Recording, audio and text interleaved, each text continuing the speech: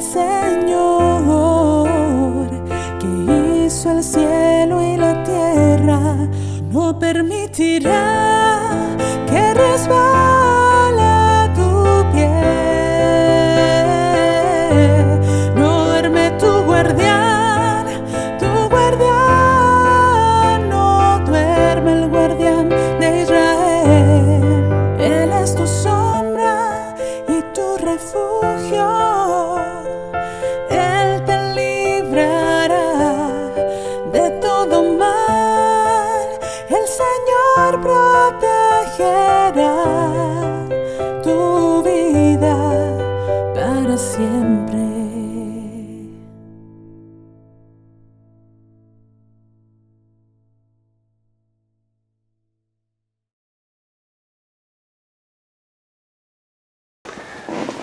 Les saludo a todos con mucho afecto.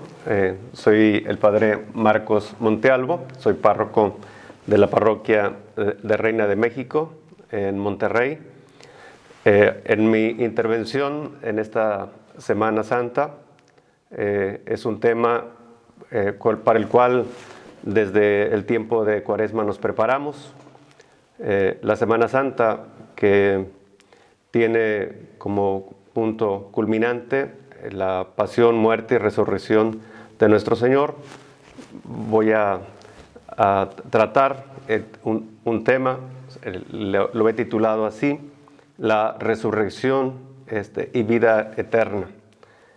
Estas dos verdades de la fe, la resurrección y la vida eterna, que en el símbolo de la fe, tanto en el símbolo de los apóstoles como en el credo que decimos niceno-constantinopolitano, están unidas.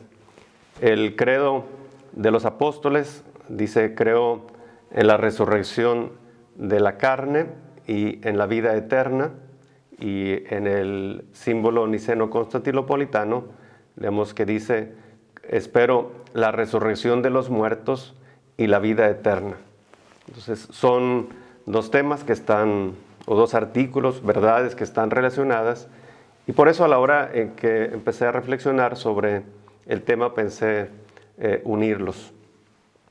Quiero iniciar la charla una vez que he hecho una pequeña introducción sobre el objetivo, digamos, o la tesis sobre el tema. Citar a un autor, es filósofo, se llama Carlos Díaz, en un texto que él titula 10 virtudes para vivir con humanidad. Dice él: muchos niegan que hay vida después de la muerte porque no han sabido vivir antes. Dice él: habría que preguntarles si hay vida en esta vida. ¿Cómo puede una persona normal esperar la resurrección o la vida eterna si la vida presente pues le resulta fatigosa, pesada, difícil, tal vez rutinaria, aburrida? Como imaginamos nosotros la vida eterna,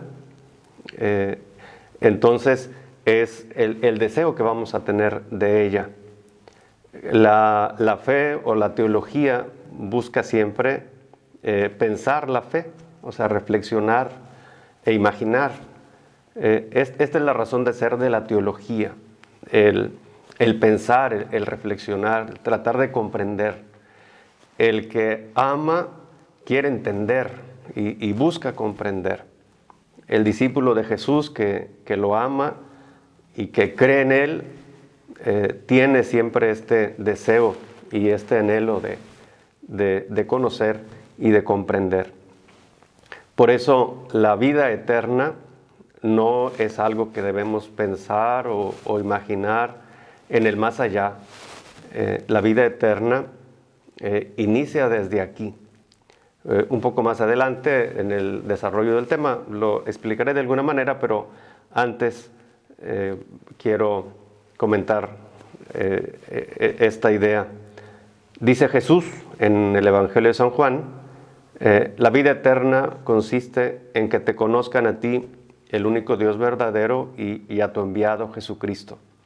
Entonces, la vida consiste en conocer. ¿verdad? Y la persona que conoce ama, y la persona que conoce se relaciona. El conocimiento es algo dinámico, no es algo monótono o estático, es algo que nos mantiene siempre hacia adelante. El que conoce, ama, y el que ama desea conocer más a la persona que ama o al amado. Entonces, la vida eterna, si la imaginamos de alguna manera, y en la fe es importante reflexionarla, es importante pensarla, no hemos de verla como algo interminable, como algo sin fin. La vida eterna debe de iniciar con esta dinámica de conocimiento, de amor. Estas dos verdades de fe, la resurrección y la vida eterna, son dos de los, le llamamos novísimos.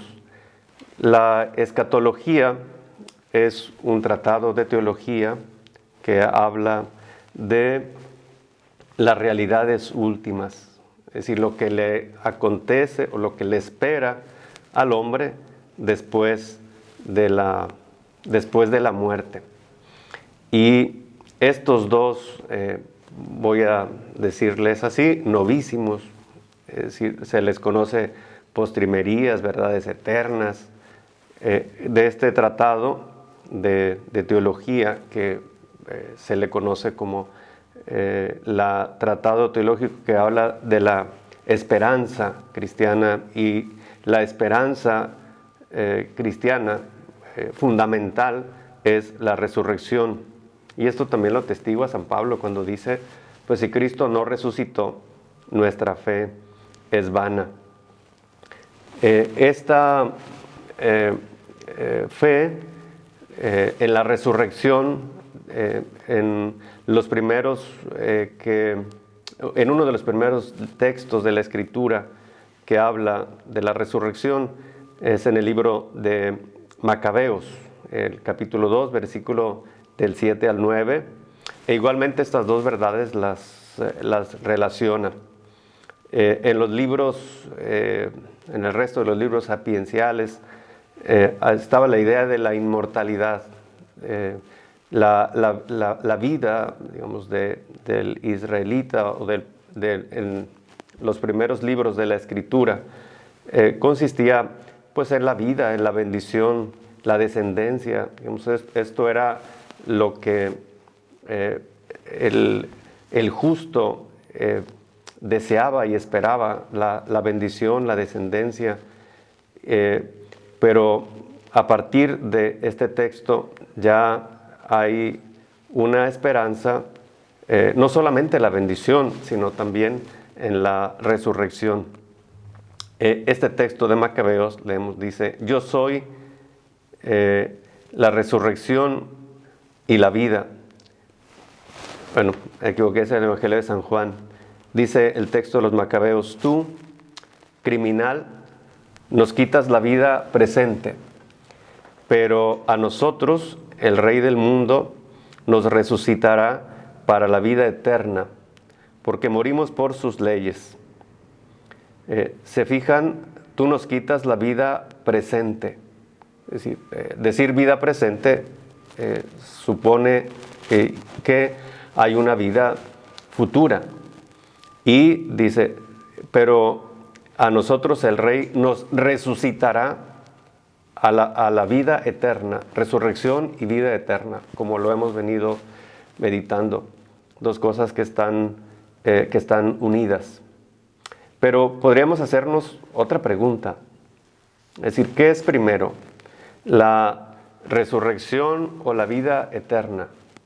Es una pregunta quizá justificable y necesaria para nuestra reflexión. Si la vida eterna consiste en conocer a Jesucristo, y a Jesucristo lo conocemos desde esta vida, entonces la vida eterna sería primero, es decir, desde este mundo, en esta vida, iniciaría la vida eterna. Entonces, aunque en el credo es primero, creo en la resurrección y en la vida eterna, es decir, en el orden, primero es la vida, porque Dios nos ha dado la vida y Dios es un Dios de vivos, no es un Dios de muertos. Pero la resurrección será al final. Entonces, aun y cuando en el credo venga primero, en el orden, en la resurrección es al final. También en el Evangelio de San Juan, pasamos del Antiguo Testamento, del libro de la sabiduría, al Evangelio de San Juan, dice Jesús: yo soy la resurrección y la vida. Nuevamente, estas dos, resurrección y vida. El que cree en mí, aunque muera, vivirá. Y todo el que vive y cree en mí, no morirá jamás. Estos textos, pues, nos ayudan entonces a entender y a comprender que la vida eterna no es algo que hemos de esperar para el futuro.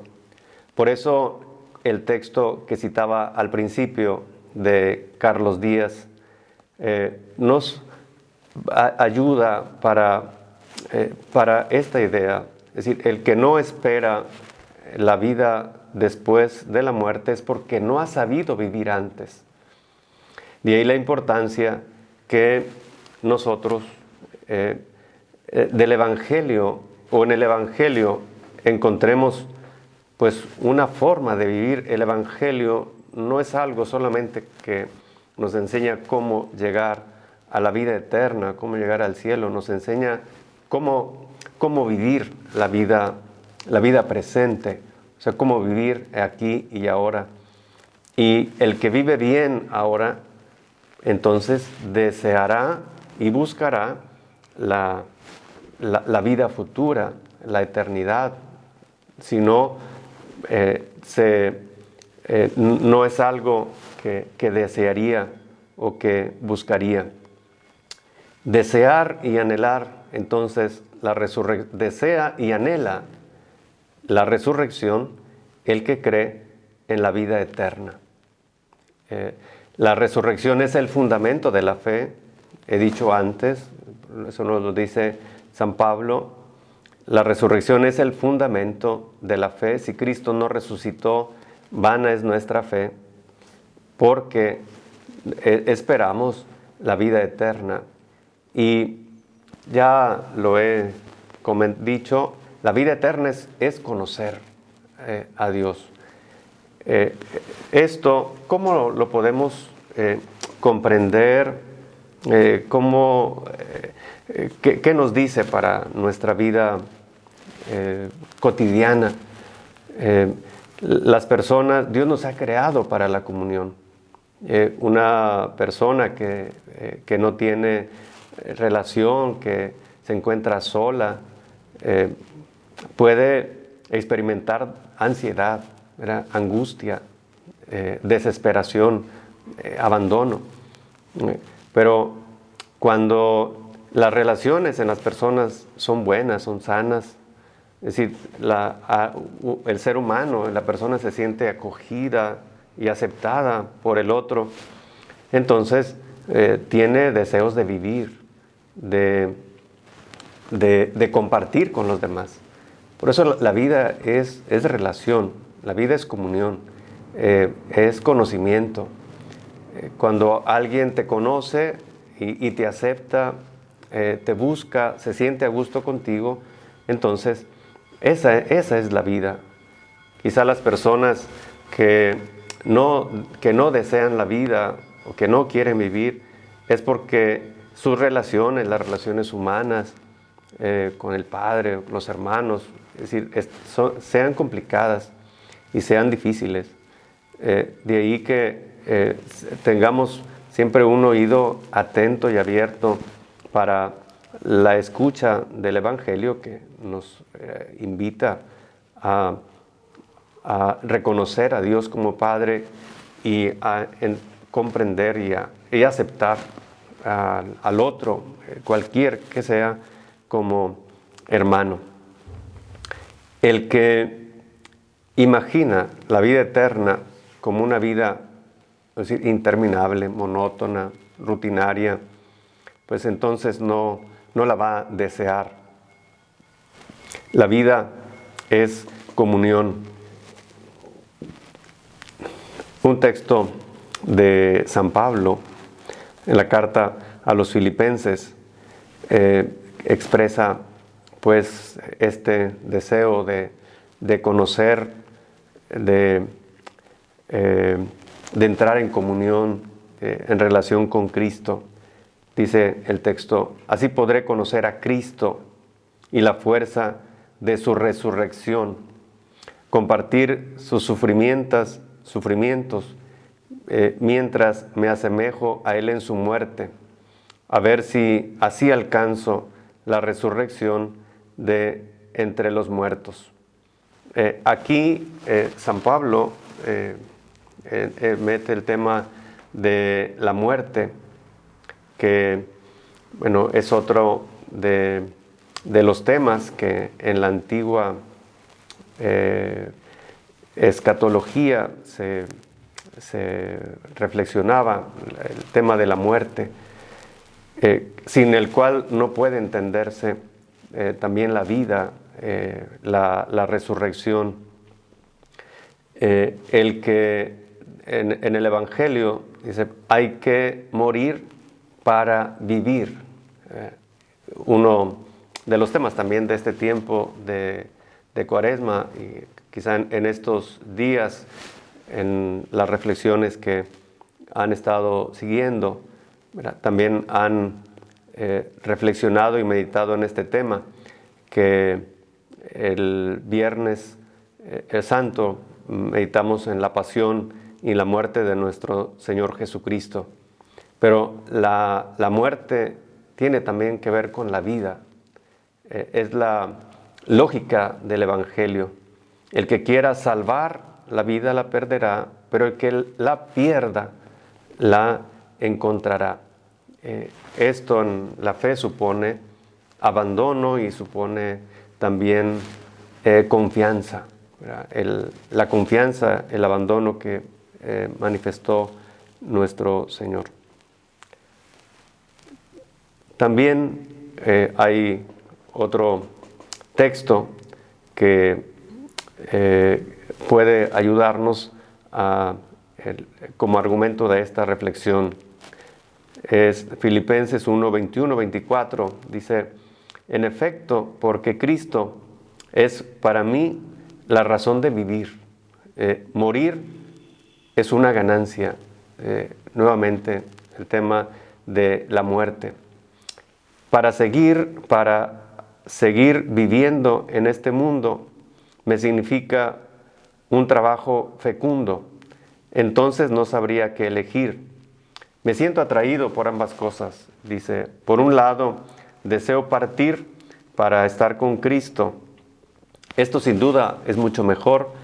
Y por otro, quiero quedarme en este mundo, ya que sería necesario para ustedes. La experiencia de los santos, por San Pablo, consideran y ven la muerte no como el fin, más aún desean la muerte, pero desean la muerte porque entienden que la muerte no es el fin. Es decir, la muerte es el inicio. La muerte es la puerta a través de la cual se entra para gozar y vivir de la presencia de Dios. Pero no solamente la muerte natural, es decir, la muerte que en su momento, cuando Dios nos llame, cada uno tendremos que encontrar. También el morir día con día, la renuncia, la muerte a uno mismo, permite también el encuentro con Cristo. En este sentido, también hay una poesía de Santa Teresa de Ávila que en esta misma sintonía Con este mismo tenor dice: vivo sin vivir en mí, y tan alta vida espero, que muero porque no muero. Vivo ya fuera de mí, después que muero de amor, porque vivo en el Señor, que me quiso para sí. Cuando el corazón le di, le puse en él este letrero: que muero porque no muero. Entonces, si vemos el hilo de nuestra reflexión de la charla de este día, aunque ha girado en estas dos polos, la resurrección, la vida eterna, digamos, esta también está jalonada de alguna manera por la muerte, que es parte de la vida y que cada uno tiene que encontrarse con ella y tiene que verla como pues parte de la vida cristiana. En el credo, el artículo de la resurrección es una idea que traté un poco antes, está antes, viene primero, pero será lo último. La vida eterna no inicia en el más allá, sino desde acá. Así que no hay una ruptura, ¿verdad? Hay una continuidad. El Papa Benedicto, en la encíclica Spe Salvi, al reflexionar sobre la vida eterna, en el número 10, él se pregunta, dice: ¿de verdad queremos esto? ¿Vivir eternamente? Tal vez muchas personas rechazan hoy la fe simplemente porque la vida eterna no les parece algo deseable. En modo alguno quieren la vida eterna, sino la presente. Y para esto, la fe en la vida eterna les parece más un obstáculo. Seguir viviendo para siempre, sin fin, dice, parece más una condena que un don, dice el Papa. A lo mejor, si nos preguntáramos, que alguna vez le preguntaron a un niño: ¿tú quieres ir al cielo? ¿Tú quieres participar y gozar de la vida eterna? Y el niño responde: sí quiero, pero no ahorita. Quizá vamos a hacernos cada uno la pregunta: ¿quieres la vida eterna? ¿Tú quieres ir al cielo? Quizá diríamos con sinceridad, como este niño: sí, pero todavía no. Porque dentro de la persona, del ser humano, hay una especie de tensión. Es decir, queremos vivir, sí queremos. Dios nos creó para la vida, pero también nos resistimos a la muerte. Es decir, porque experimentamos miedo y quizá angustia. No hay quizá quien no tenga miedo y vea esta realidad que es parte de la vida, pues con algo de miedo y de angustia. Aun y cuando la fe, y nosotros tenemos fe, nos asegura, tenemos la certeza en la vida eterna, la esperamos, la deseamos, no queremos morir. De cualquier manera, es algo que está en lucha, una lucha interna que cada uno tiene que lidiar y luchar internamente. No queremos vivir, sí, porque Dios nos creó para la vida, que Dios es un Dios de vivos, pero no queremos pues una vida, digamos, interminable, sin fin, un poco monótona, tediosa. Creo que quizá valdría la pena preguntarnos en este momento, es decir, ¿cómo es mi vida? ¿Cómo organizo mi día? Es decir, cómo enfrento y vivo. Si vivo con sentido, si disfruto el clima, la comida, la compañía, si aún con achaques, con dificultades, digamos, con sufrimiento, con problemas, aún así amamos la vida, entonces esta experiencia humana de cualquier persona, ahí podemos descubrir y reconocer que la vida no es así en una línea recta, sin altas y bajas. La vida no es solo en una línea recta, muy monótona. Tiene altibajos, ¿verdad? Tiene diferentes tonos, y eso es lo que hace que sea diferente. Y eso es lo que hace que amemos la vida, que deseemos vivir y que busquemos. Vamos a ir casi concluyendo, pero antes me gustaría citar un texto de un autor, José Granados, en un libro que se llama Teología del Tiempo, y que expresa también estas ideas que encontramos, como ya hemos visto, el Evangelio, la Sagrada Escritura, el Magisterio, el Papa Benedicto. Este teólogo, en un capítulo justamente que habla sobre la vida eterna, dice, vamos a pensar en la vida eterna, vamos a imaginar en qué podría consistir o cómo sería la vida eterna. Dice, las paradojas del tedio, es decir, de la vida humana. Dice, al hombre aburrido el tiempo se le hace a la vez largo y corto. El hombre moderno, sobre todo los jóvenes, buscan, dice este teólogo, a veces intensidad, ¿verdad? Porque la vida, como es tediosa, tienen que estar distrayéndose a algo de fuera, porque no encuentran dentro algo que llene, que dé sentido.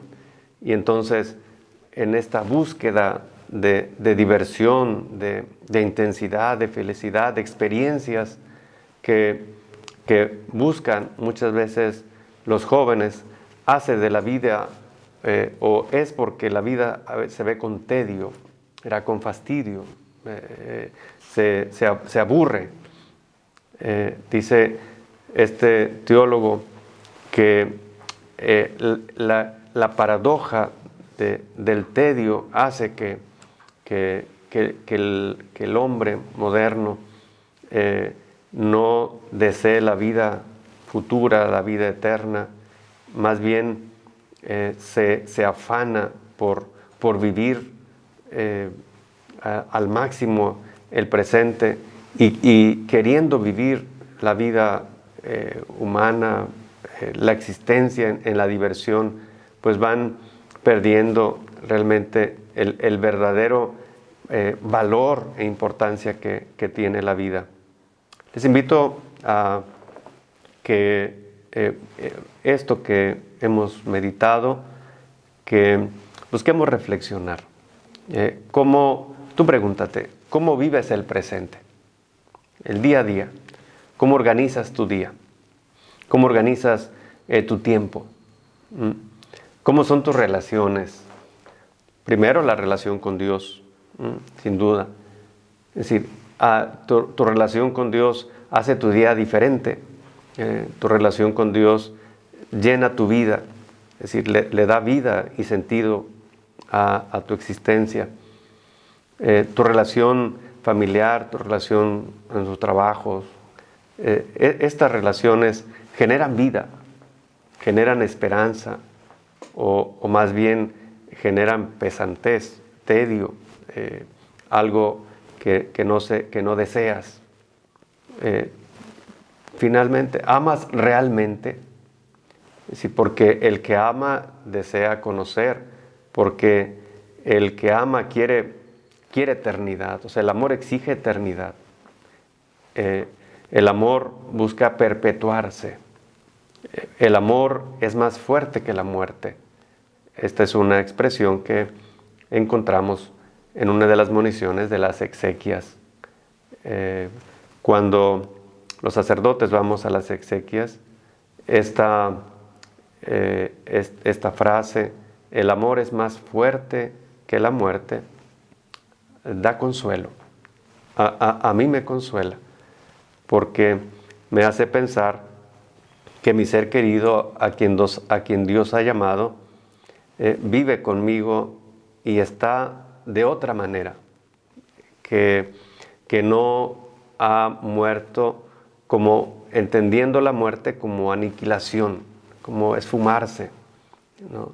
La muerte es para el encuentro con Cristo, como le decíamos anteriormente con San Pablo, con Santa Teresa. Muero porque no muero. Para mí vivir, dice Pablo, para mí la muerte es una ganancia, porque sé que voy al encuentro con Cristo. Entonces, el amor es la fuerza que empuja la vida a más allá de la muerte, porque tenemos la esperanza en la resurrección, como decía el texto de los Macabeos: nos quitas la vida presente, pero el Rey de la Gloria nos resucitará para la vida eterna. Hermanos, hermanas, nosotros como creyentes que buscamos pensar, meditar, reflexionar la fe y encontrar en ella una respuesta y sentido a nuestra vida, ¿qué podría aportar el cristiano al mundo? Tú como cristiano, es decir, ¿qué podrás aportar? Decimos al mundo, pero digamos, a las personas que son nuestro mundo y que viven a nuestro lado. Un texto de la Lumen Gentium, el capítulo 4, que habla sobre los laicos. Con este número se termina el capítulo 4. Dice: cada laico debe ser ante el mundo testigo de la resurrección y de la vida del Señor Jesús y signo de Dios vivo. Este texto que valdría la pena quizá tenerlo presente. Debemos ser testigo de la resurrección y de la vida, pero es testigo de la resurrección y de la vida alguien que ha resucitado con Cristo, alguien que ha experimentado la vida. Y en el bautismo, ¿verdad?, hemos muerto y resucitado con Cristo. Ahí el bautizado que se introduce a la fe, a la iglesia, ha ya muerto con Cristo y ha resucitado con Él.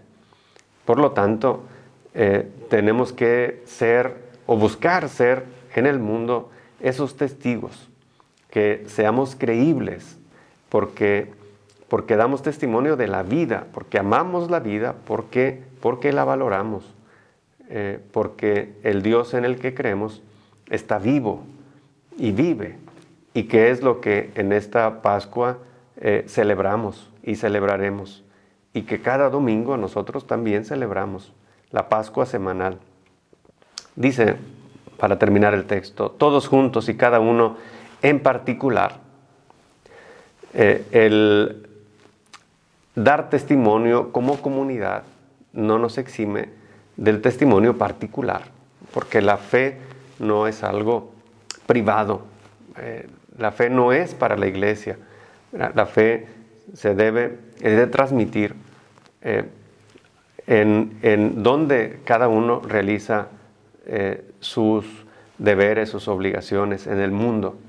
Debemos alimentar, dice, al mundo con los frutos del Espíritu, extender en él aquel espíritu que anima a los pobres, humildes y pacíficos, que el Señor proclamó felices en el Evangelio.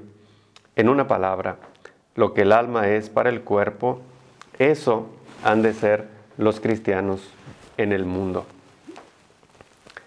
Termino con otro texto de la Gaudium et Spes, el número 14, y creo que para concluir lo que desde el principio tuve como argumento, resurrección, vida eterna, es decir, como dos realidades, dos verdades que están y que van muy relacionadas y que encontramos en el credo al final. Entonces, la resurrección será al final, en el último día, y será en la carne. Es decir, vamos a resucitar en la carne. Nos dice, pues entonces, la Gaudium et Spes: no es lícito al hombre despreciar la vida corporal, sino que, por el contrario, tiene que considerar su cuerpo bueno y digno de honra, ya que ha sido creado por Dios y ha de resucitar en el último día. Y encuentra su fundamento esto en la Escritura. San Pablo dice: si realmente el Espíritu de Dios que resucitó a Jesús de entre los muertos habita en ustedes, Dios que resucitó a Cristo de entre los muertos también hará vivir sus cuerpos mortales por medio de su Espíritu que habita en ustedes. El Espíritu que hará posible la resurrección. Si el Espíritu de aquel que resucitó a Jesús de entre los muertos está en ustedes y está en nosotros desde el bautismo y la confirmación, Él es la garantía de nuestra resurrección, porque es el mismo que anima nuestra vida, la vida presente, y que le da sentido, esperanza. El Espíritu es el arra de la esperanza de nuestra fe. Dios les bendiga, les aumente la fe, nos aumente la fe y nos ayude a valorar la vida presente, a vivirla con plenitud, pero no ocuparnos tanto de esta vida que despreciemos la otra, pero también no busquemos la otra vida despreciando la presente, porque tanto la vida eterna como la presente pues son dos realidades de una misma realidad que cada uno debe vivir. Dios les bendiga y gracias por su atención.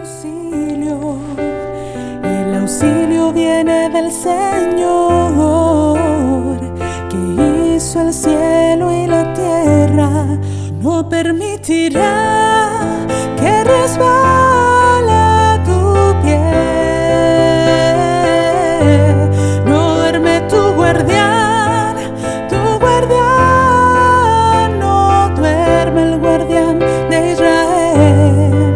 Él es tu sombra y tu refugio.